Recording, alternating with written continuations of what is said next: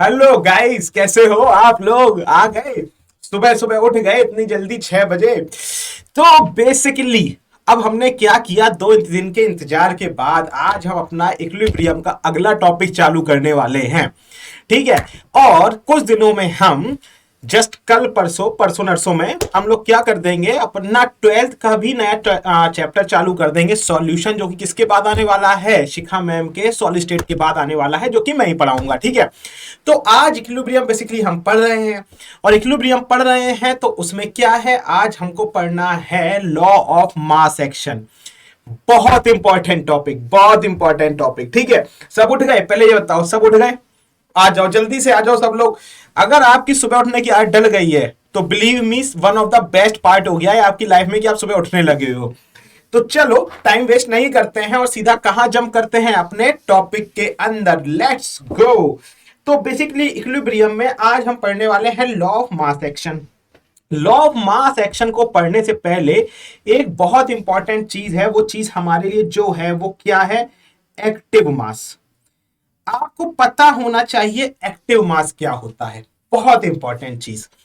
अब देखो, technically active mass वो मास होता है जिसको हम बोल सकते हैं कि जो किसी भी रिएक्शन में हम यूज करते हैं।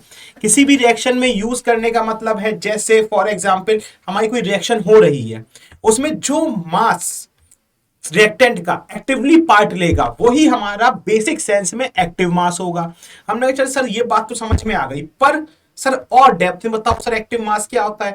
तो एक्टिव मास बस एक कॉन्सेप्ट है, इसको कोई ऐसी डेफिनेशन नहीं है, इसको आप याद करने बैठ जाओ। तो देखो, एक्टिव मास एक्चुअल में क्या होता है, ये ध्यान समझो।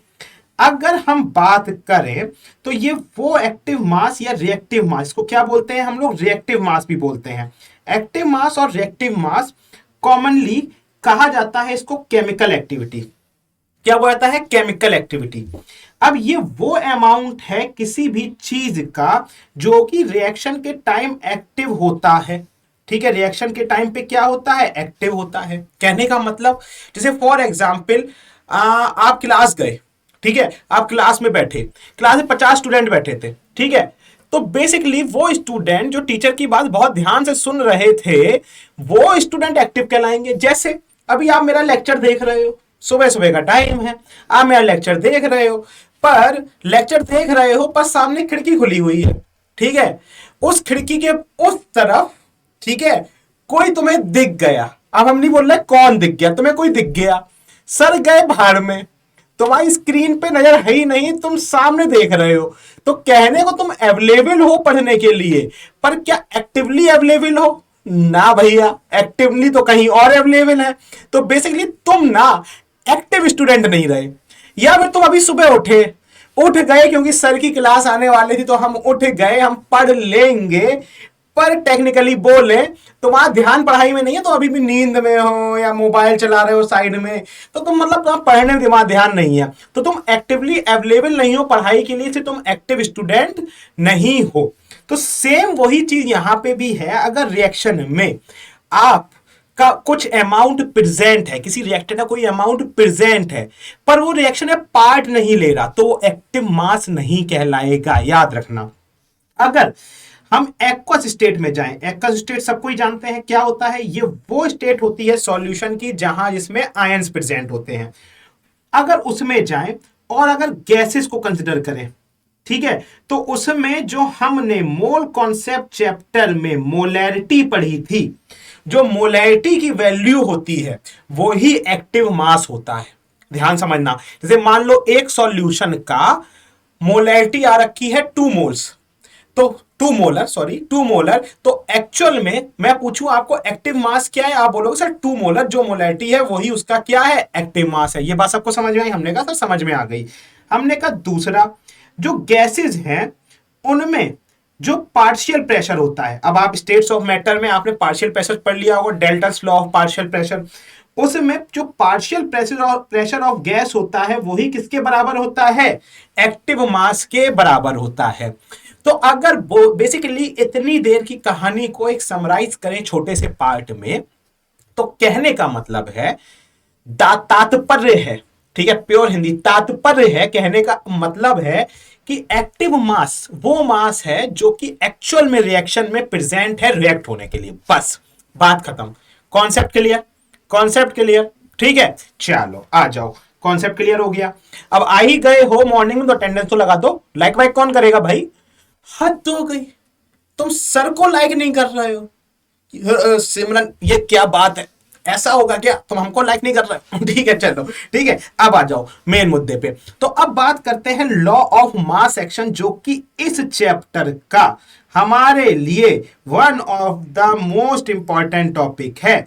अगर आपने ये नहीं समझा तो इस चैप्टर के जो न्यूमेरिकल हैं वो आपको काफी दिक्कत देने वाले हैं। बाबूराव आपको काफी दिक्कत देने वाले हैं, ये बात समझ जाओ। तो है क्या? डेफिनेशन पढ़ लो, डेफिनेशन से कोई फर्क नहीं पड़ता, कॉन्सेप्ट समझ में आना चाहिए, पर डेफिनेशन बस एक बार देख लो नॉर्मली क्या है। वो कह रहा है rate of chemical reaction is directly proportional to the product of active mass of the reactant to the power of their stoichiometric coefficients. क्या मतलब हुआ इसका?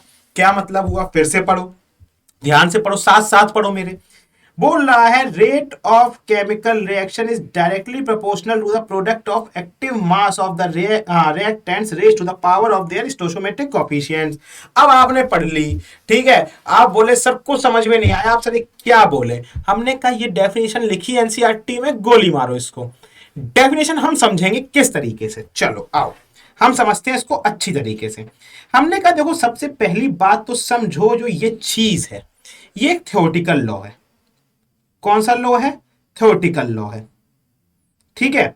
अब इस लॉ को हमने क्या कर रखा है? प्रॉपर ड्राइव कर रखा है। ठीक, कैसे कर रखा है अब समझो, एक एग्जाम्पल के साथ। हमने कहा मान लो हमारे पास एक एग्जाम्पल है, हमने कहा ठीक, हमने कहा क्या है? हमने कहा एक रिएक्शन है जो कि है 2A और वो इक्विलिब्रियम में है। हमने कहा ठीक सर। हमने कहा रिएक्शन ये है 2A 3B में कन्वर्ट हो रहा है, 3B वापस किस में कन्वर्ट हो रहा है? 2A में। अब डोंट से सर इक्विलिब्रियम क्या होता है, लास्ट क्लास में बहुत डेप्थ में समझाया था इक्विलिब्रियम क्या है, ठीक है। तो 2A किस में कन्वर्ट हो रहा है? 3B में। तो रिएक्टेंट क्या था? A और प्रोडक्ट क्या था? B। 2A 3B में कन्वर्ट हुआ, इक्विलिब्रियम में है, मतलब बैकवर्ड रिएक्शन भी होगी, तो प्रोडक्ट वापस किस में कन्वर्ट होगा? रिएक्टेंट में। तो B किस में कन्वर्ट हो रहा है? A में कन्वर्ट हो रहा है। हमने कहा सर ये बात आपकी हमको समझ में आई। हमने कहा ठीक। हमने कहा अब हमको ये बताओ बच्चा कि यहां पे एक मिनट पेन चेंज करने दो। हमने कहा यहां पे हमको ये बताओ फॉरवर्ड रिएक्शन क्या है। आप बोले सर अगर बात करें तो फॉरवर्ड वो है जहां प्रोडक्ट रिएक्टेंट में कन्वर्ट होता है। हमने कहा ठीक। हमने कहा प्रोडक्ट क्या है? आपने कहा सर 2A और वो किस में कन्वर्ट हुआ? 3B में। हमने कहा वेरी गुड। हमने कहा बैकवर्ड रिएक्शन क्या है? सॉरी, रिएक्टेंट प्रोडक्ट में कन्वर्ट होता है, ठीक है, रिएक्टेंट प्रोडक्ट में कन्वर्ट होता है। हमने कहा ठीक। हमारा सर बैकवर्ड रिएक्शन क्या है? हमने कहा सर बैकवर्ड रिएक्शन है जहां पे एक प्रोडक्ट वापस किस में कन्वर्ट हो जाता है? रिएक्टेंट में। हमने कहा ठीक। अब टाइम हो गया है थोड़ा छोटे हो जाने का। हमने कहा ठीक। अब हमने कहा क्या होगा? हमने कहा यहां होगा जो 3B है वो कन्वर्ट हो जाए 2A में। हमने कहा सर ये बात समझ में आ गई, बिल्कुल क्लियर एकदम। हमने कहा ठीक। अब दुनिया में जो समझने वाली बात है, जो लॉ ऑफ मास एक्शन में इतनी बड़ी गाथा इस डेफिनेशन में सुनाई गई है, वो एक छोटी सी बात है। वो ये बात है किसी भी रिएक्शन का जो रेट है, किसी भी रिएक्शन का जो रेट है वो किस पे डिपेंड करेगा? वो इस पे डिपेंड करेगा कि आप कितनी क्वांटिटी या कितना कंसंट्रेशन उस चीज का डाल रहे हो। जैसे कहने का मतलब है, कहने का मतलब है, मैंने कहा आपको खाना खाना है और आपको लगी है भूख। आपने बोला सर बात समझ में आ गई, हमको खाना खाना और लगी है भूख। हमने कहा टेबल में रखे हैं 5 समोसे। क्या रखे हैं? हाय हाय हाय हाय हाय हाय, 5 समोसे टेबल में रखे हैं, 5 समोसे। हमने कहा ठीक। दूसरी प्लेट में रखे हैं 2 समोसे, या थोड़ा सा चेंज करते हैं, चेंज करते हैं। हमने कहा आपको 8 समोसे खाने अभी 1 घंटे बाद और आपकी प्लेट में 2 समोसे रखे हैं, ठीक। कल सुबह मैं फिर आपको समोसे खिलाऊंगा, पर कल कितने होंगे? 5, ठीक है। थोड़ा सा अच्छी तरीके से एक्सप्लेन करते हैं। हमने कहा आज आप, ठीक है, आज आप दो समोसे खाने वाले हो। हमने कहा ठीक है सर, दो समोसे खाने वाले हैं। हमने कहा ठीक। हमने कल मैं आपको 5 समोसे खिलाऊंगा। कितने समोसे खिलाऊंगा? हम और छोटे हो जाएंगे यार, नहीं थोड़े बड़े हो जाते हैं, साइड में हो जाते हैं। हमने कल सर आपको मैं 5 समोसे हम आपको खिलाने वाले हैं। हमने कहा ठीक। हमने कहा फिर नेक्स्ट डे, ठीक है, डे आफ्टर टुमारो, ठीक है, डे आफ्टर टुमारो मैं आपको 8 समोसे खिलाने वाला हूं। कितने समोसे खिलाने वाला हूं? 8 समोसे। ठीक है, हमने कहा सही है सर, बात समझ में आ गई। आज हम खाएंगे 2, कल खाएंगे 5, परसों खाएंगे 8। हमने कहा ठीक है। हमने जब बस आप समोसे खा रहे थे और हम आपको बैठे देख रहे थे, क्यों? क्योंकि आपने हमको समोसा दिया नहीं। हम देखो बहुत सज्जन आदमी, ठीक है, मोह माया से ऊपर, हम बुरा नहीं माने, ठीक है। आप खा रहे थे, हमने देखा जब तुम्हें 2 समोसे खाने को मिले, तुमने ये 2 समोसे 2 मिनट के या तुम बोलो 15 मिनट में खाए। कितने मिनट में खाए 2 समोसे? हमने कहा 15 मिनट में। हमने कहा ठीक है सर, कोई बात नहीं। हमने तुमको 5 समोसे दिए, तुम ये 5 समोसे 10 मिनट में खा गए। हमने कहा सर ठीक। उसके बाद हमने तुम्हें दिए 8 समोसे, तुम ये 8 समोसे 5 मिनट में खा गए। हम कहे बाबा रे बाबा, ये क्या चल रहा है? ये अलग तरह की कहानी चल रही है। इस आदमी को हम जितने ज्यादा समोसे दे रहे हैं, ये उसको उतनी जल्दी खा रहा है। हमने कहा ये चीज तगड़ी थी। तो basically law of mass action में भी उस बंदे ने यही बोला, जितना ज्यादा रिएक्टेंट होगा, रिएक्शन की स्पीड उसे कंज्यूम करने की उतनी ही ज्यादा होगी। ज्यादा तक तो ठीक था, वो बोला जो उसका स्टोइकोमेट्रिक कोफिशिएंट होगा वो उसकी पावर में भी जाएगा। हमने कहा माय गॉड, ये हुई ना बात। हमने कहा बाबा रे बाबा, ये क्या सीन बना। हमने कहा सीन ये बना कि पहले नीचे समोसे वाला मिटाते हैं, फिर समझते हैं। हमने कहा इसको हटाओ और सर वापस आप डाउन टू अर्थ आओ। हमने कहा देखो समझो ध्यान से। हमने कहा जैसे अगर मैं बात करूं इस वाले की फॉरवर्ड रिएक्शन की, तो फॉरवर्ड रिएक्शन में मैंने कहा रेट ऑफ फॉरवर्ड रिएक्शन, ठीक है, क्या होगा? आप बोले sir rate of forward reaction directly proportional है, आपने रिएक्टेंट कितना डाला है? हमने कहा हमने तो रिएक्टेंट ए डाला है। हमने कहा बस सर यहां बात खत्म नहीं होगी, सर ए का स्टोइकोमेट्रिक कोफिशिएंट जो है उसको उसकी पावर में भी भेजो। हमने कहा क्या? हमने कहा जो ये 2 है इसको यहां पे इसकी पावर में भी भेजना पड़ेगा। हमने कहा अच्छा ये भी सीन है? आप बोले हाँ सर ये भी सीन है। हमने कहा ठीक। हमने कहा रेट ऑफ बैकवर्ड में क्या होगा?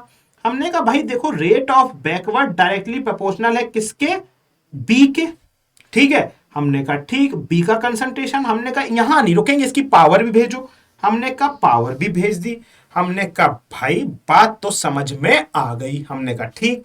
हमने कहा अब ये डायरेक्टली प्रोपोर्शनल का साइन लगा है, ये कैसे हटेगा? तो आप बोले सर आपको इतना नहीं पता, मैथ नहीं आती, कांस्टेंट लाना पड़ेगा। हमने कहा ले आओ भाई। हमने कहा R F is equal to constant आता है के, और फॉरवर्ड रिएक्शन का कांस्टेंट है तो नीचे लगा देंगे एफ, और ऊपर ये वैसे का वैसा ही। हमने कहा ठीक है सही, समझ में आ गया। हमने कहा ये आर बी और ये है किसका? बैकवर्ड रिएक्शन का, तो के बी और पावर चला जाएगा बी का ऊपर 3। हमने कहा सर बात आपकी एकदम समझ में आ गई, बताओ समझ में आई कि नहीं आई? पक्का ये चीज हो गई।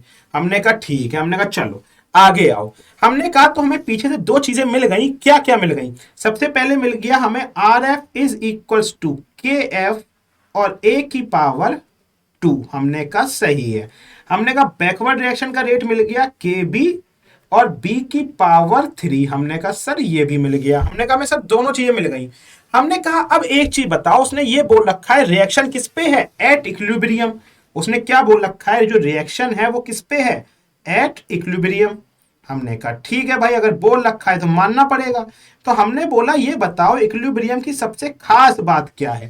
तो आप बोले सर इक्विलिब्रियम की सबसे खास बात जो है वो ये है कि इक्विलिब्रियम में, पहले पेन चेंज करें, बढ़िया सा कलर लेते हैं, कि इक्विलिब्रियम में rate of forward reaction will always be equal to rate of backward reaction. हमने कहा ये सर कैसे पता लगा?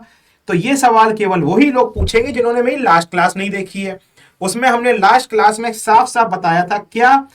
इक्विलिब्रियम की जो मेन क्लासिकल कंडीशन है वो क्या है, rate of forward reaction is equal to rate of backward reaction. हमने कहा ये बात समझ में आ गई, तो ये आप वहां से देख लोगे। हमने कहा ठीक है सर, बात समझ में आ गई। अब हमने बोला हमें देखो आर एफ की वैल्यू पता है, यहां से चेक करो सब लोग, पता है? हमने कहा हाँ सर। हमने कहा आर बी की वैल्यू पता है, हमने कहा हाँ सर। हमने क्या किया जाए, दोनों की वैल्यू रख दें? आप बोले सर बिल्कुल रख दो, सोच के आ रहे हो। हमने कहा आर एफ की वैल्यू रखेंगे तो के एफ ए की पावर स्क्वायर और आर बी बी के ऊपर चला गया हमारा 3। हमने कहा सर ये बात बिल्कुल समझ में आ गई, इसमें कोई डाउट नहीं है। हमने कहा ठीक, अब हम क्या करें, के एफ के नीचे के बी ले आए, तो यहां पे क्या होगा, बी की पावर जो क्यूब है बड़ी हमारी, उसके नीचे चला के आएगा ए की पावर स्क्वायर। बताओ ये चीज सबको समझ में आई कि नहीं आई? अब समझो यहां पे सबसे इंपॉर्टेंट चीज, जो हमारा के एफ अपॉन के बी है, क्या हमारा जो हमारा बड़ी जो ये के एफ अपॉन के बी है, इसी को हम बोलते हैं के सी। के का मतलब कांस्टेंट और सी का मतलब क्या, कंसंट्रेशन। क्या बोलते हैं, के सी। ये हमारा इक्विलिब्रियम कांस्टेंट कहलाता है। क्या कहलाता है, ये हमारा इक्विलिब्रियम कांस्टेंट कहलाता है। हमने कहा सर ठीक है, आप बोल रहे हो तो मान लेते हैं, और ये बात हमको एकदम समझ में आ गई, ऐसी की ऐसी जैसे आपने बोला। तो मैंने कहा के एफ अपॉन के बी को मैं कैसी लिख सकता हूं? आपने बोला हाँ सर लिख सकते हो। तो हमने कहा ठीक है, हमने कहा चलो एक पेज ऐड करते हैं और लिखते हैं यहां पे के सी। के एफ अपॉन के बी को क्या लिख दिया, के सी। के सी इज इक्वल्स टू क्या था, बी की पावर क्यूब और नीचे देखो ए की पावर स्क्वायर। चेक करो पीछे, यही था, सब लोग चेक करो, यही था। अब अगर तुम गौर करोगे, ठीक है, गौर करोगे तो बी तुम्हारा क्या था, बड़ी बी क्या था, बड़ी बी तुम्हारा था प्रोडक्ट। क्या था, प्रोडक्ट। और ए क्या था तुम्हारा, ए था रिएक्टेंट। बोलो किसी को कोई डाउट, ए क्या था, रिएक्टेंट। सही है। तो हमने कहा अगर इसका फॉर्मूला बनाए तो यहां पे इसका फॉर्मूला मस्त चंगा बनके तो आ गया है। पर कोई अगर आप सिर्फ सिंपल पूछ ले कि क्या होता है, तो आप यहां पे लिख सकते हो KC is equals to concentration of product, ठीक है, divided by concentration of reactant, product upon reactant. और आपको पता है कि पावर्स तो आएंगी, तो हम इसको लिख देते हैं y और x। कोई दिक्कत? यहां तक आप बताओ, किसी को कोई दिक्कत? आप सिंपल ये भी बोल सकते हो KC is equal to product upon reactant, कुछ भी सोचने की जरूरत नहीं है। तो यहां तक सबको ये समझ में आया कि नहीं आया? अब आप सोचोगे सर ये सी यहां पे क्या है, तो याद रखना जो इसका जो ये सी है, इसका जो ये सी है, सी यहां पे रिप्रेजेंट करता है आपका कंसंट्रेशन। क्या रिप्रेजेंट करता है, कंसंट्रेशन। क्योंकि हमने साफ बोला है रेट किस पे डिपेंडेंट है बड़ी, रेट डिपेंडेंट है कि आप कितना कंसंट्रेशन यूज कर रहे हो। तो ये formula one of the most most most important formula है इक्विलिब्रियम का। अगर नहीं समझ में आया पीछे जाओ एक बार फिर से देखो, बहुत इंपॉर्टेंट है। तो बहुत सिंपल है, KC is equals to product upon reactant. ऊपर पावर तो जाएंगी ही जाएंगी, इसमें कुछ सोचना नहीं है। अब अगर वापस उस डेफिनेशन पे आए तो देखो अब समझ में आ जाएगा तुमको। किसी भी, यहां पे देखो, किसी भी रिएक्शन का जो रेट है वो डायरेक्टली प्रोपोर्शनल है किस पे, product of active mass of reactant raise to the power. मतलब जो हमारा एक्टिव मास है उसकी जो भी पावर है उसके डायरेक्टली प्रोपोर्शनल है, और वो पावर क्या होगी, उनकी स्टोशियोमेट्रिक कोफिशिएंट होगा। बस एनसीईआरटी में यही डेफिनेशन लिखी है जो कि लोग कंफ्यूज हो जाते हैं, तो उसको हमने तोड़ के बिल्कुल सिंपल वे में लिख लिया। बताओ सबको समझ में आया कि नहीं आया? ठीक है, पक्का? अगर समझ में आ गया तो लाइक तो मार दो यार, मेरे को समझ में कैसे आएगा, तुम समझ में आया कि नहीं आया, समझ रहे हो कि नहीं समझ रहे हो। और कमेंट्स में लिखना चाहो तो लिख दो सर आई लव यू, ठीक है ठीक है, चलो मजाक कर रहे हैं, आ जाओ आ जाओ, ठीक है। अब देखो ये हो गया, ठीक है, हमें समझ में आ गया, हमने सर समझ में आ गया, इसमें सर कोई इशू नहीं है सर, ये हमें समझ में आ गया, हमने कहा ठीक। अब हमने कहा कि सर समझ में तो आ गई बात, ठीक है, पर आप इतनी देर से सर केसी केसी केसी केसी कर रहे हो। सर केसी का मतलब है कंसंट्रेशन, कंसंट्रेशन लिक्विड और सॉलिड के केस में चलो चल गया कि हमने भाई सॉल्यूट सॉल्वेंट डाला, दुनिया में चीजें। सर पर अगर मान लो एक कंटेनर है और उस कंटेनर में के अंदर सारी चीजें ही गैस हैं, सारी ही चीजें क्या हैं, गैस हैं, तो इनमें सॉल्यूशन कैसे बनेगा, सॉल्यूशन तो बनेगा नहीं, सोचो ध्यान से, ठीक है, मतलब गैस वाला सॉल्यूशन बन जाएगा, पर उसे हम सॉल्यूशन ना कहते हैं, उसको तो मिक्सचर कहते हैं ना। अरे भाई गैस आपस में मिलकर मिक्सचर कहेंगे ना, सॉल्यूशन नहीं कहेंगे ना, सॉल्यूशन के लिए सॉल्वेंट में लिक्विड होना तो जरूरी है, ठीक है। तो हमने कहा वो तो भाई सॉल्यूशन है नहीं, अगर वो सॉल्यूशन नहीं है तो यहां पे आप कंसंट्रेशन वाला कॉन्सेप्ट लगा नहीं सकते। हमने कहा सर आप जो बात बोले हो बात तो पते की है। हमने कहा तो बेसिकली इस चीज को तो हम क्या बोलेंगे, इसको तो हम बोलेंगे सर ये मिक्सचर है। हमने कहा हाँ भाई ये बात तो तुम सही बोल रहे हो।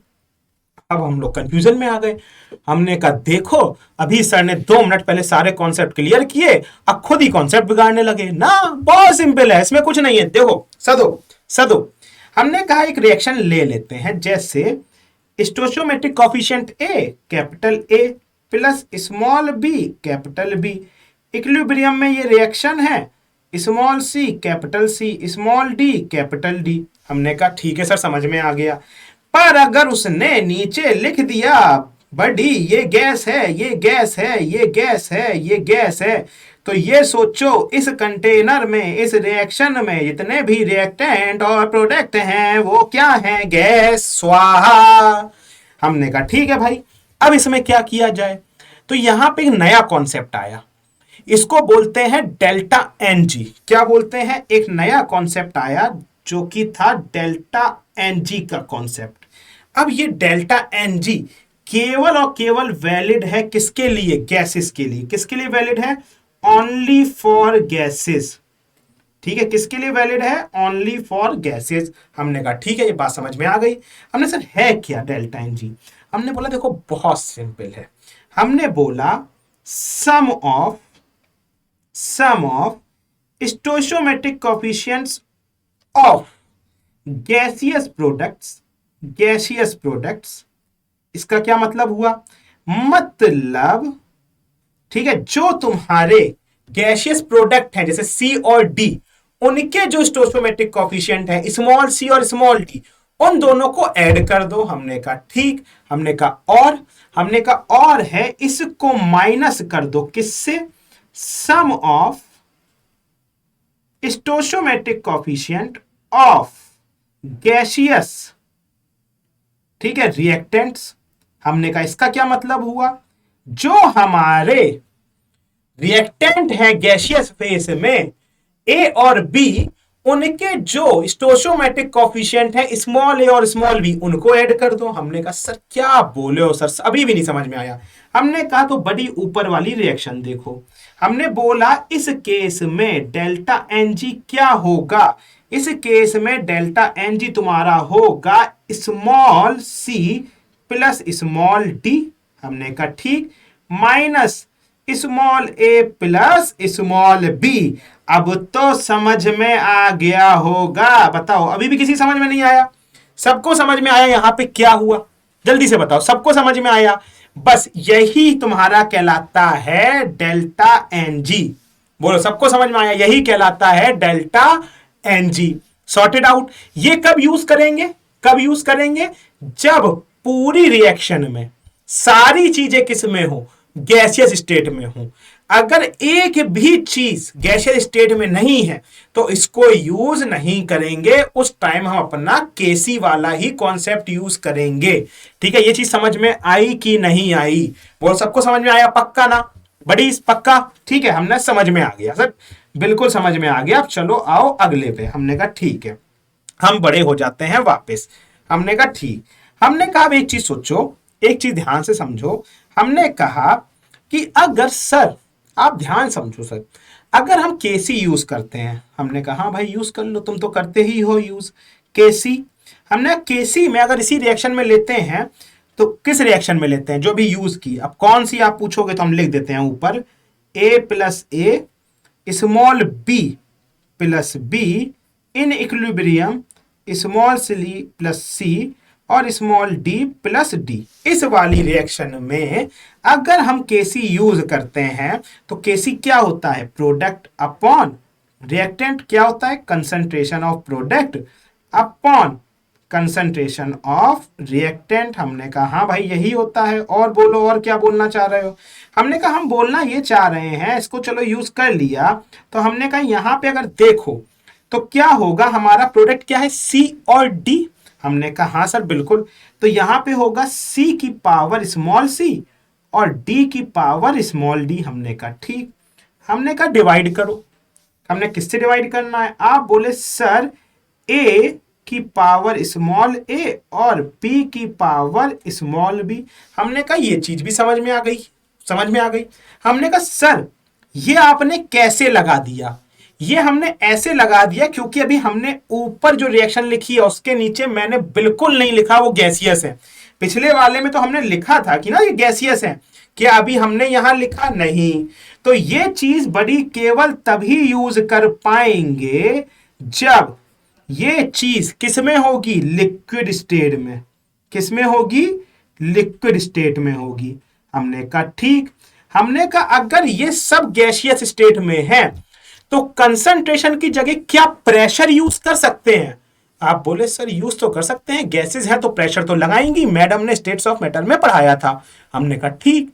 हमने कहा तो वहां पे क्या होगा, तो वहां पे कुछ ऐसा होगा कि कंसंट्रेशन की जगह हम प्रेशर यूज करेंगे तो केसी की जगह हम क्या बोलना चालू कर देंगे, केपी। केसी की जगह क्या बोलना चालू कर देंगे, केपी। हमने कहा ठीक।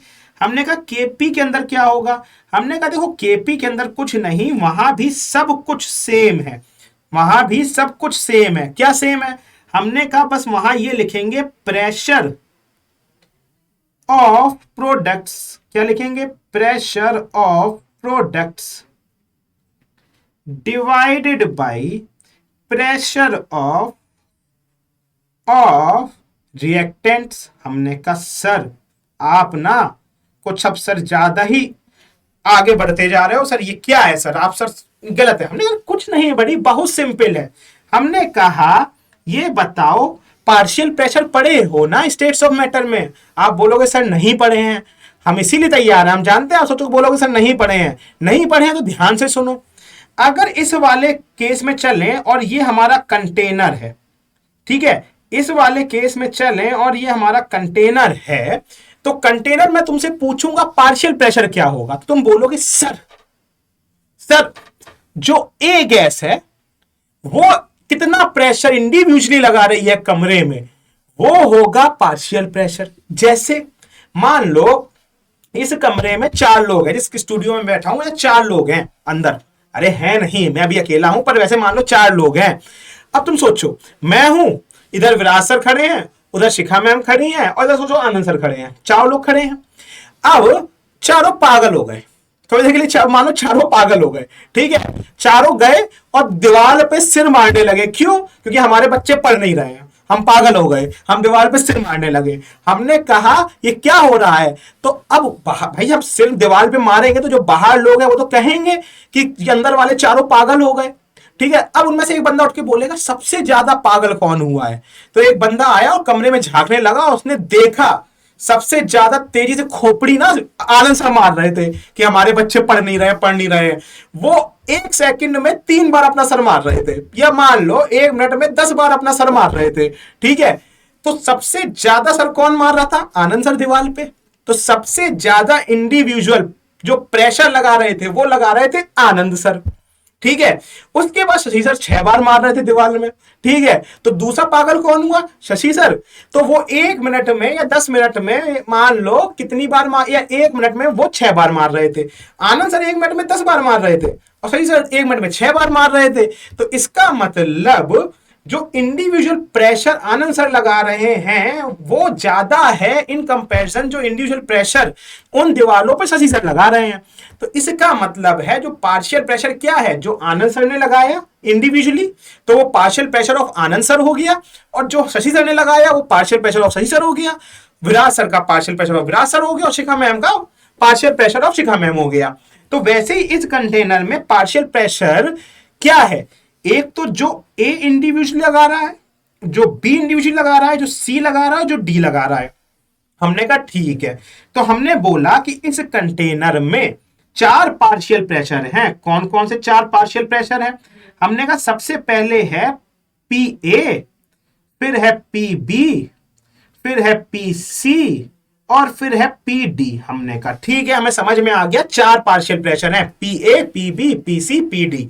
हमने कहा ठीक। हमने कहा तो यहां पे आए, हमने कहा pressure of product upon pressure of reaction, तो ये बेसिकली एक तरह से पार्शियल प्रेशर ही है। ठीक है, हमने लिख दिया आगे। हमने कहा अब लिखो, हमने कहा यहां समझो। अब क्या होगा, पार्शियल प्रेशर ऑफ प्रोडक्ट, कौन है प्रोडक्ट, सी और डी, तो partial pressure of C into partial pressure of D. हमने कहा ये बात समझ में आ गई। हमने कहा नीचे क्या लिखेंगे, partial pressure of A into partial pressure of B. हमने कहा ये बात भी समझ में आ गई भाई, हमको ये बात भी समझ में आ गई। हमने एक चीज भूल गए, क्या, कंसंट्रेशन के केस में पावर ऊपर पहुंचाते थे, वैसे ही प्रेशर के केस में भी तो पावर ऊपर पहुंचाओगे। तो क्या है पावर, सी की स्मॉल पावर है सी, पावर को मैं दूसरे कलर से लिख देता हूं समझ में आ जाए, सी, इसकी है स्मॉल डी, इसका है स्मॉल ए, और इसका है स्मॉल बी। हमने ये भी ऊपर पहुंचाया। तो जब भी प्रेशर का केस होगा तो वहां पे केसी की जगह केपी हो जाएगा, और वहां हम कंसंट्रेशन की जगह क्या यूज करना चालू कर देंगे, प्रेशर यूज करना चालू कर देंगे। बताओ ये चीज समझ में आया, सबको समझ में आया, किसी को कोई डाउट? ठीक है। अब होता क्या है, कभी कभी एक बार इससे क्वेश्चन आया था कि इसकी यूनिट पूछ ली गई थी। यूनिट बहुत सिंपल है। कैसे बहुत सिंपल है, समझो ध्यान से। यहां से मैं इसको यहां से लेके चलता हूं इस जगह, ठीक है, यहां तक आ गए। अब इसको चलते हैं यहां लेके, ठीक है। हमने कहा एक चीज मानो, प्रेशर सारे एटीएम में होंगे। हमने कहा बिल्कुल सर, बात सर एटीएम में होंगे। तो हमने कहा चलो पीसी की जगह हम एटीएम लिखते हैं और एटीएम के ऊपर लिख देते हैं सी। हमने कहा ठीक। हमने कहा फिर लिखेंगे एटीएम और एटीएम के ऊपर लिख देंगे स्मॉल डी। हमने कहा ठीक। हमने कहा नीचे क्या लिखेंगे, फिर लिखेंगे एटीएम और एटीएम के ऊपर लिख देंगे स्मॉल ए। हमने फिर लिखेंगे एटीएम और एटीएम के ऊपर लिख देंगे स्मॉल बी। हमने कहा ठीक। हमने कहा तो यहां क्या कर सकते हैं, हमने कहा इसको कर सकते हैं सर एटीएम, और ऊपर हो जाएगा C प्लस डी माइनस ए प्लस बी। बताओ ये चीज हो जाएगी कि नहीं हो जाएगी, मैं अपना वो अलग कर लेता हूं, हो जाएगी। अब गौर करो, जो ये वाली चीज है, ध्यान से देखना, जो ये वाली ऊपर पावर में गई है, यही तो जो चीज है जब थोड़ी देर पहले यहां पे डेल्टा एनजी कहला रही थी। बताओ सही है, तो इसको मैं क्या लिख सकता हूं, डेल्टा एन जी। बोलो सही है। तो मैं यहां पे क्या इसको ऐसे लिख सकता हूं, एटीएम की पावर डेल्टा एन जी। बताओ सबको समझ में आया, इजी था कि नहीं था? बताओ कभी ये वाला क्वेश्चन आ जाए कि बताओ यहां पे यूनिट क्या होगी, तो एटीएम तो यूनिट हो गई, और मान लो रिएक्शन थी 2a + 3b gives us 5c + 6d। तो क्या करोगे, 5 + 6 - 2 + 3, सीधा आंसर आ गया 6, और ऊपर क्या कर दोगे, एटीएम की पावर 6। आपका आंसर हो गया एटीएम की पावर 6 हो गई उसकी यूनिट। बताओ बिल्कुल इजी था, समझ में आ गया। नहीं समझ में आया तो कॉपी में अच्छे से लिख लेना। चलो हम समझा ही देते हैं। आप कहोगे सर क्या आप क्या बोल रहे हो, हमने देखो इधर देखो, मान लो एक रिएक्शन थी जिसमें था कि मान लो 2a + 3b gives you 5c और 6d। हमने कहा ठीक। हमने कहा यहां क्या है, हमने कहा सर सिंपल सी बात है, एटीएम की पावर डेल्टा एन जी था, और डेल्टा एन जी क्या था, प्रोडक्ट माइनस रिएक्टेंट। तो 5 + 6 - 2 + 3 that is equal to ATM की पावर 6। यही हो गई इसकी क्या यूनिट। बताओ सबको समझ में आया कि नहीं आया? जोर से बोलो, सबको आया कि नहीं आया? ठीक है, पक्का, इजी, क्लियर, कोई दिक्कत यहां तक? ये हो गया हमारा क्या, दो टर्म हमने पढ़ लिए। एक बड़ी हमने पढ़ लिया केपी, वेरी इंपॉर्टेंट, और दूसरा हमने पढ़ा केसी। मतलब बोल उल्टा दिया पर समझ तो गए ना कि एक हमने पढ़ा केसी और एक हमने पढ़ा केपी। केसी कब यूज करोगे? जब लिक्विड स्टेट हो, और केपी कब यूज करोगे? जब सब चीजें कंटेनर में गैस हो। पक्का ना? अगर समझ में आ गया तो जल्दी से कमेंट सेक्शन में लिख के बता देना जाने से पहले कि समझ में आया कि नहीं आया। तो सबको समझ में तो आ गया होगा। ठीक, अब यहां एक बहुत इंपॉर्टेंट चीज है, वो चीज है the relation between KP and KC. जो सबसे इंपॉर्टेंट चीज है वो है relation between KP and KC. तो सब लोग हेडिंग डालेंगे तुरंत साथ में, रिलेशन बिटवीन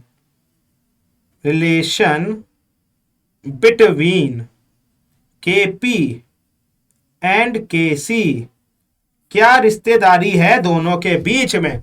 दोनों के बीच में बहुत ही गहरी रिश्तेदारी है। स्वाहा, कैसे समझो बड़ी, ऐसे कुछ। ठीक है, मान लो एक रिएक्शन लेते हैं, एक्स ए इक्विलिब्रियम में है किसके साथ?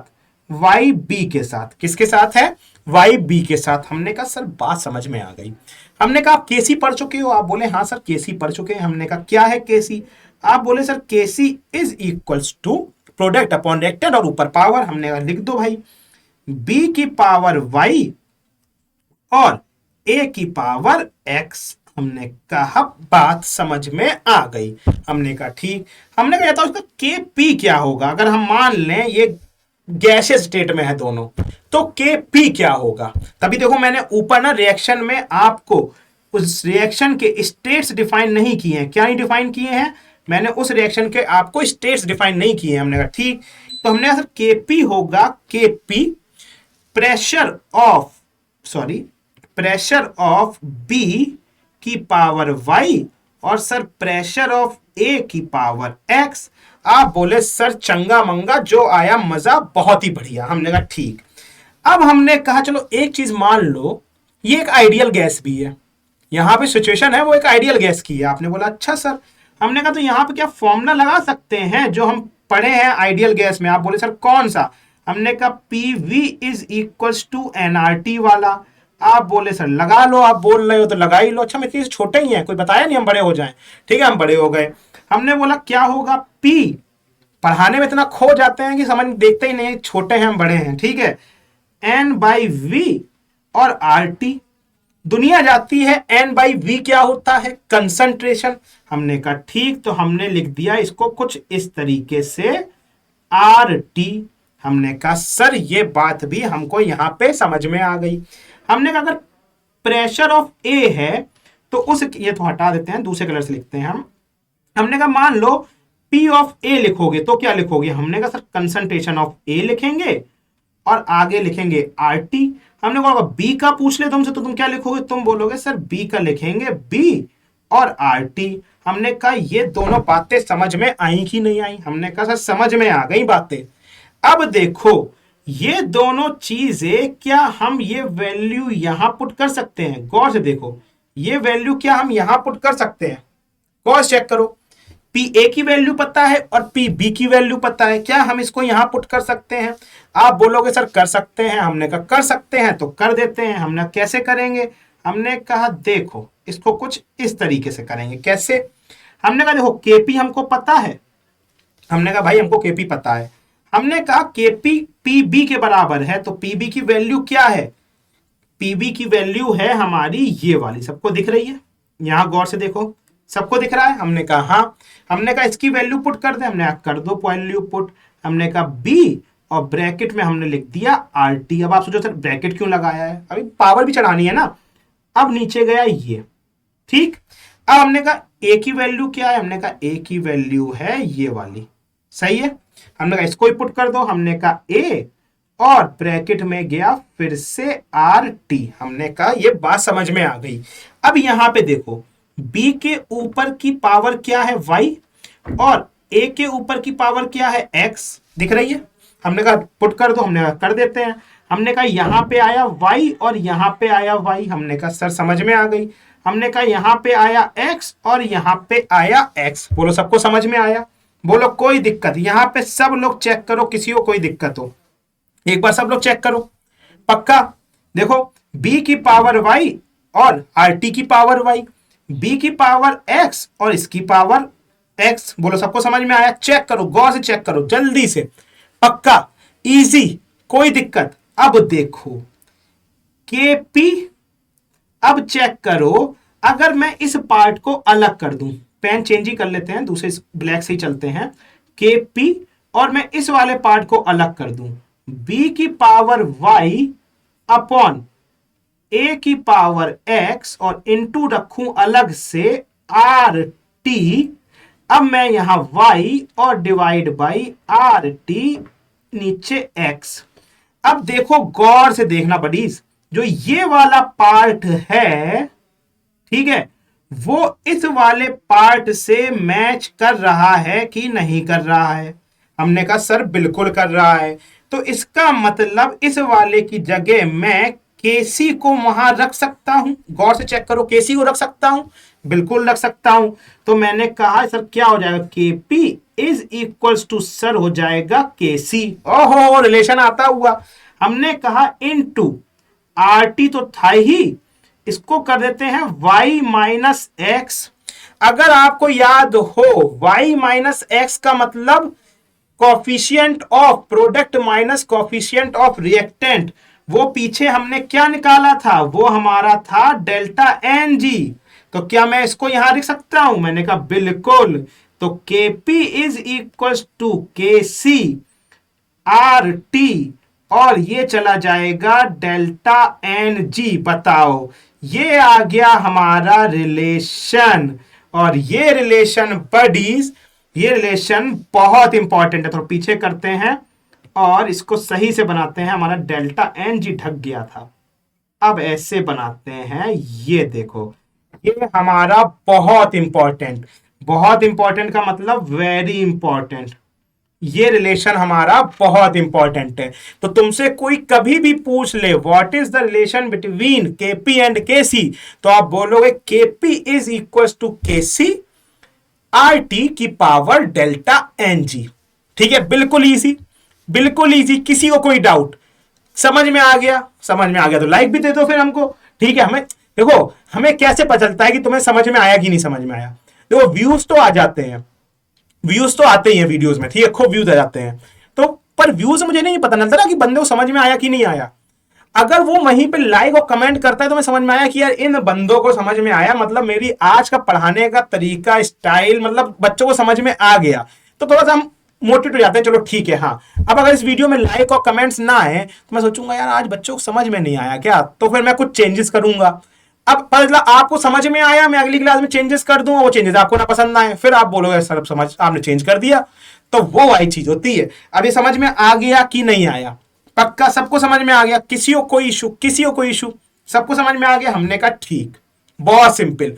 और यही था हमारा लॉ ऑफ केमिकल मासेस, या फिर लॉ ऑफ मास एक्शन, या फिर इक्विलिब्रियम कांस्टेंट, या फिर केपी, या फिर केसी, या फिर relation between KP and KC. तो ये सारे हमने कवर कर लिए। ठीक, अब कुछ इंपॉर्टेंट चीज, बहुत इंपॉर्टेंट, अगर आप कॉम्पिटिटिव एग्जाम में जा रहे हो तो आपको ये चीज पता होना बहुत जरूरी है। क्या क्या जरूरी है?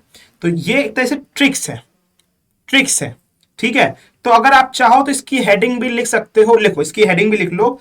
हेडिंग लिखोगे इसकी इफेक्ट,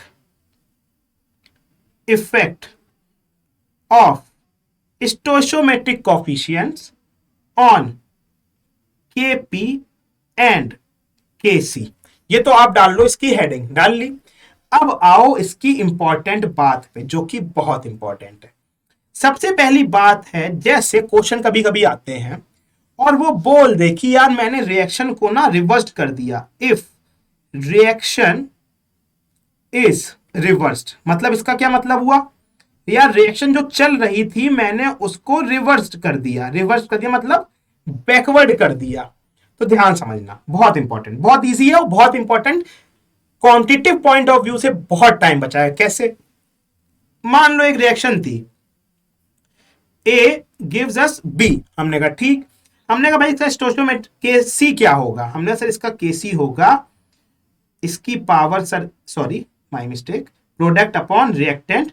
तो बी की पावर 1, तो 1 लिख नहीं रहे हैं, और ए की पावर 1 वो भी नहीं लिख रहे हैं। हमने कहा ठीक, ये बात हमको समझ में आ गई। हमने कहा अगर सर ये रिएक्शन पलट दें और ये कर दें बी से आते हुए ए, हमने कहा कर दिया, तो केसी क्या होगा? तो केसी आप बोलोगे sir A upon B, product upon reactant. हमने कहा ठीक। तो अगर आप यहां पे गौर करो, तो अगर मैं इस पहले वाले को ये लिखूं और इसको लिख दूं डैश, तो आप यहां पे एक चीज करो, देखो डैश वाला K C is inversely proportional to normal वाला के सी। मतलब अगर रिएक्शन रिवर्स हुई तो वो इनवर्सली प्रोपोर्शनल हो जाएंगे एक दूसरे के। ठीक है, तो कभी भी अगर आपको क्वेश्चन में बोल दे कि रिएक्शन हमने एकदम से शिफ्ट कर दी, पलट दी, तो क्या होगा? तो आप बोलोगे दोनों केसी एक दूसरे के क्या हो जाएंगे? Inversely proportional. कॉमन सेंस है, यहां तो कुछ भी रॉकेट साइंस ही लगानी, सिंपल, समझ में आ गया, एकदम इजी, सॉर्टेड है। हमने कहा ठीक सर। हमने कहा दूसरा हो। हमने कहा दूसरे में क्या है सर बताओ? दूसरे में हमने कहा if reaction is multiplied by N factor. अब nobody will say N factor नहीं पता, N factor mole concept chapter में पढ़ाया था और सिंपल भी था, number of electron transferred in a reaction is known as N factor normal condition में। तो हमने कहा क्या है? If a reaction is multiplied by n factor. तो यहां पे क्या मतलब है चीजों का? अब ध्यान समझना, यहां इंपॉर्टेंट चीज है ना बड़ी, वो है ये चीज कि उसको हमने n फैक्टर से मल्टीप्लाई किया। अब इसका क्या मतलब हुआ, ध्यान समझो। इसका मतलब हुआ, मान लो एक रिएक्शन थी, A गिव्स अस B, हमने कहा ठीक। हमने कहा मान लो K लिखेंगे इसका तो क्या आएगा? B अपॉन A आएगा। हमने कहा ठीक। हमने कहा इसको n फैक्टर से मल्टीप्लाई कर दिया, पूरी रिएक्शन को किससे मल्टीप्लाई कर दिया? n फैक्टर से। अगर तो यहां पे क्या हो जाएगा? तो ये हो जाएगा Na गिव्स Nb। तो इस केस में क्या हो जाएगा? K B की पावर n अपॉन A की पावर n। बोलो सही है? कोई दिक्कत? पक्का? तो बेसिकली अगर यहां पे देखो तो मैं क्या पूरे को k करके n चढ़ा सकता हूं ऊपर। तो जब भी k को मल्टीप्लाई, सॉरी रिएक्शन को मल्टीप्लाई कर दे n से, तो सिंपल इसको क्या लिख दो? k की पावर n। सीधा k के ऊपर क्या भेज दो? n के। तो अगर वो बोले कि रिएक्शन को मैं मल्टीप्लाई कर रहा हूं 2 से, तो आप क्या करो? सीएट k की पावर क्या कर दो? 2। जैसे फॉर एग्जांपल एक क्वेश्चन है, a गिव्स अस b, और वो बोल दे यहां पे भाई देखो k की वैल्यू है 10। आपने बोला सही है सर, समझ में आ गई बात। उसने बोला भाई हमने पूरी रिएक्शन को मल्टीप्लाई कर दिया 2 से।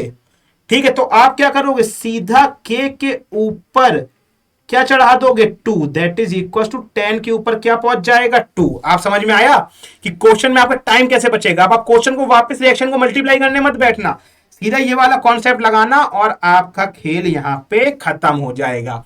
बताओ ये चीज सबको समझ में आई कि नहीं आई? तो ये दोनों ट्रिकें याद रखना, बहुत कॉमनली पेपर में पूछ ली जाती हैं।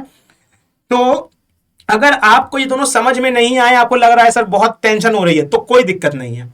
आप पीछे वाला अपना कॉन्सेप्ट साथ के रखो, इन दोनों को छोड़ दो। ये आप पेपर में करोगे 20 सेकंड ज्यादा लेके जाएंगे, पर आपका क्वेश्चन 100% श्योर शॉट हो जाएगा। ठीक है, ऐसा नहीं कि इनसे ये ना आता हो तो आपका क्वेश्चन नहीं होगा, क्वेश्चन आपका तब भी होगा, पर 20 सेकंड ज्यादा ले लेगा, 10 सेकंड ज्यादा ले लेगा, पर श्योर शॉट हो तो जाएगा।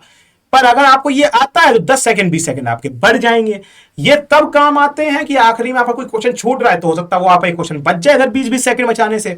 तो ये दोनों बहुत सिंपल है, इनमें तो कुछ है ही नहीं, एक बार आगे पीछे करके देखो, आपको समझ में आ जाएगा और हमने लॉ ऑफ मास एक्शन पूरा कंप्लीट कर लिया। ये हुई ना बात, सुबह सुबह तुम सबने उठ के इसे पूरा कंप्लीट कर लिया, ठीक है। और चलो अगर सुबह नहीं भी देख पाए हो, अब शाम को देख रहे होगे तो भी तुमने कंप्लीट कर लिया। दैट्स मीन बहुत इंपॉर्टेंट इक्विलिब्रियम का टॉपिक कवर हो गया है। पर दो छोटे छोटे PYQ करके जाएंगे और एक होमवर्क भी लेके जाएंगे। होमवर्क इज वेरी इंपॉर्टेंट, ठीक है। देखो पहला question, the law of mass action state that at constant temperature the rate of chemical reaction is proportional to the active mass of the reacting substances. तो इसका answer क्या होगा? Active mass यहां पे आएगा आपका एक्टिव मास, ठीक है। किसके प्रोपोर्शनल होता है? एक्टिव मास के। उसको कोई मतलब नहीं है मोल, वेट और कंसंट्रेशन से, उसे मतलब है एक्टिव मास से। मान लो 20 मोल पड़े हैं पर 10 ही मोल रिएक्ट कर रहे हैं, 10 मोल रिएक्ट नहीं कर रहे हैं, तो बर्बाद हो गया ना। तो यहां पे स्पेसिफिक टर्म यूज करना पड़ेगा बड़ी, कौन सा? एक्टिव मास, ठीक है। हमने कहा सर समझ में आ गया। दूसरा question, in the law of mass action के डिनोट्स कांस्टेंट ऑफ क्या? देखो सबसे पहले पूछ रहा है इक्वलिटी का, प्रोपोर्शनैलिटी का, कंसंट्रेशंस का या फिर मोल फ्रैक्शन का। वो कह रहा है in the law of mass action जो के है वो क्या डिनोट करता है? वो डिनोट करता है आपका कंसंट्रेशन और प्रोपोर्शनैलिटी, चाहे दोनों ही मान लो, पर मेनली कंसंट्रेशन का और फिर थोड़ा बहुत प्रोपोर्शनैलिटी को डिनोट करता है। तो हमारा आंसर क्या हो गया? कंसंट्रेशन और प्रोपोर्शनैलिटी दोनों, ठीक है। ये हो गया, हमने कहा ठीक। अब आया ये वाला, ये आपके लिए होमवर्क है, ठीक है। ये आपके लिए होमवर्क है और काफी इंपॉर्टेंट। कमेंट सेक्शन में सब लिख के बताएंगे। और होमवर्क मैं ऐसा दे रहा हूं कि ये मैंने क्लास में अभी थोड़ी देर पहले आपको बताया है।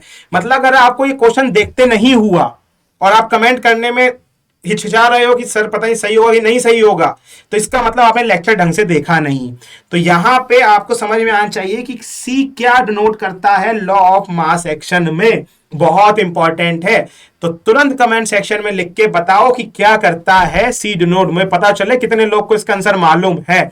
और नहीं मालूम है तो आपको ये लेक्चर फिर से शुरू से ढंग से देखना पड़ेगा बड़ी, क्योंकि आप सामने वाली खिड़की में ध्यान लगाए बैठे थे। अरे यार बचपन से संगीत में मेरी रुचि बहुत थी पर हम जा नहीं पाए, चलो कोई नहीं, ठीक है। तो ये हमारा खत्म हुआ लॉ ऑफ मास एक्शन। अगली क्लास में बहुत इंपॉर्टेंट टॉपिक पढ़ने वाले हैं, Le Chatelier's principle. My god, one of the most important topic of equilibrium, ठीक है। इक्विलिब्रियम तो वैसे ही अपने आप में इंपॉर्टेंट है, तो उसका तो हर टॉपिक इंपॉर्टेंट है, ये तो बहुत ही इंपॉर्टेंट है, ठीक है। तो ये हम अगली क्लास में पढ़ेंगे। तब तक के लिए अपनी अटेंडेंस तो लगाओ, पहले लाइक तो मार के जाओ, ठीक है। तो मिलते हैं बड़ी अगली क्लास में, तब तक टेक केयर, ठीक है। And love you all guys. ध्यान रखना, बहुत जरूरी हो तुम लोग, ठीक है ना। ध्यान रखना अपना, ठीक है। कोई भी ऐसी हरकत मत करना कि पेपर तक तुम्हारी तबीयत खराब हो जाए, ठीक है। Take care buddies and love you all, bye.